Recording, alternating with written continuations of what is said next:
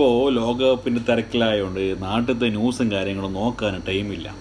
അപ്പം ഞാൻ ഇന്നൊരു വീഡിയോസ് കണ്ടു. പ്രൈവറ്റ് ബസ്സിൽ ജോലി ചെയ്യുന്ന ഒരു വ്യക്തി അദ്ദേഹം പറഞ്ഞത്, നമുക്ക് പിണറായി സർക്കാർ തന്നെ മതിയായിരുന്നു, ഇപ്പോൾ വളരെയധികം ബുദ്ധിമുട്ടാണ്. കാരണം വെച്ചാൽ ഇപ്പോൾ KSRTCയിലെ സ്ത്രീകൾക്ക് സൗജന്യ യാത്ര തുടങ്ങിയെന്ന് മുതൽ ഇവർക്ക് ഇപ്പോൾ ആളുകൾ ഇല്ലാതായി. ഇവരും കോൺഗ്രസിനെ സപ്പോർട്ട് ചെയ്ത ആൾക്കാരാണ്. പക്ഷേ ഇവരെ ജോലി സംബന്ധമായ പ്രശ്നം വന്നപ്പോൾ അങ്ങനെയൊക്കെ തോന്നി.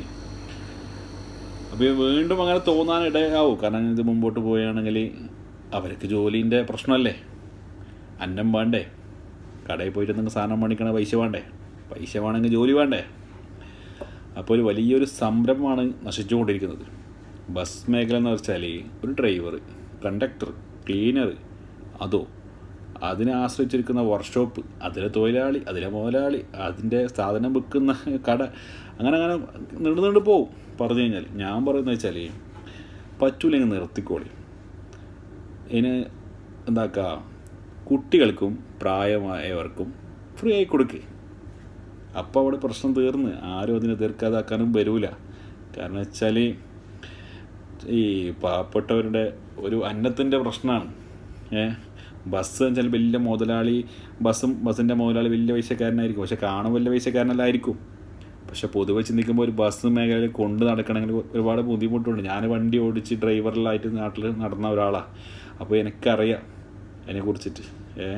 ഒരു ബസ്സെല്ലാം വാങ്ങി അതിൻ്റെ ലോണും അതിൻ്റെ വർക്കും, പിന്നെ വെച്ചാൽ ഈ അവരെ ജോലിക്കാരുടെ ശമ്പളം, അതെല്ലാം ആകുമ്പോൾ ഒന്നും വലിയ മെച്ചമൊന്നുമില്ല, ഈ ടാക്സും അതെല്ലാം ആകുമ്പോൾ. അപ്പോൾ അതിന് പെട്ടെന്നൊരു തീരുമാനമാക്കിയിട്ട് അവരെ ഒന്ന് സംരക്ഷണം നിർത്തുക, അത്രേ ഇനിയിപ്പോൾ നമുക്ക് പറയാനുള്ളൂ. അപ്പോൾ പലർക്കും തോന്നി കഴിഞ്ഞു, പഴയ സർക്കാരിനെ മതിയായെന്ന് തോന്നി കഴിഞ്ഞാൽ അതും നിങ്ങൾക്ക് നെഗറ്റീവായിട്ടാണ് ഫീൽ ചെയ്യുക. അപ്പോൾ വരും ദിവസങ്ങളിൽ ഇതേപോലെ ആണെങ്കിൽ അവർ വളരെയധികം ബുദ്ധിമുട്ടും, അവരെ കുടുംബം പട്ടിണിയായി പോകും. ഒന്നാമത് കുറേ പേരുടെ ജോലി നഷ്ടമാകുമ്പോൾ എല്ലാവർക്കും ജോലി കിട്ടണമെന്നില്ലല്ലേ പെട്ടെന്ന്. അപ്പോൾ അങ്ങനെയൊക്കെയാണ് കാര്യങ്ങൾ. അത് വിശദമായി ഒന്നുകൂടി പഠിച്ച് നല്ലൊരു തീരുമാനത്തിലെത്തട്ടെ എന്ന് പ്രാർത്ഥിക്കുന്നു. ഇതിൽ ഞാൻ ആരും കുറ്റം പറയാനോ അല്ലെങ്കിൽ താഴ്ത്തി കെട്ടാനോ പറയുന്നതല്ല. അപ്പോൾ അങ്ങനെയൊക്കെയാണ്. എല്ലാ മേഖലയും നമുക്ക് വേണം. പ്രൈവറ്റ് ബസ് മേഖല എന്തായാലും അത്യാവശ്യമായിട്ട് നമുക്ക് വേണം. അപ്പോൾ അങ്ങനെയൊക്കെയാണ് സംഭവം. അപ്പോൾ നമ്മുടെ കേരളം വികസിക്കട്ടെ, ഇന്ത്യ വികസിക്കട്ടെ, അതാണ് നമ്മുടെ ആഗ്രഹം. പക്ഷെ ആ വികസിക്കുന്നതിലൂടെ നമ്മൾ ഒരു സമൂഹം, ഒരു സംരംഭം ഇല്ലാതാവരുത്. അപ്പോൾ അങ്ങനെയൊക്കെയാണ് സംഭവം.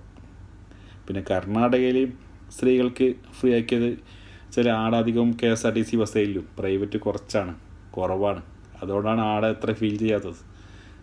അതും കൂടെ ഞാൻ ഇതിനൊക്കെ കൂട്ടിച്ചേർക്കുന്നു. അപ്പോൾ ഓക്കെ.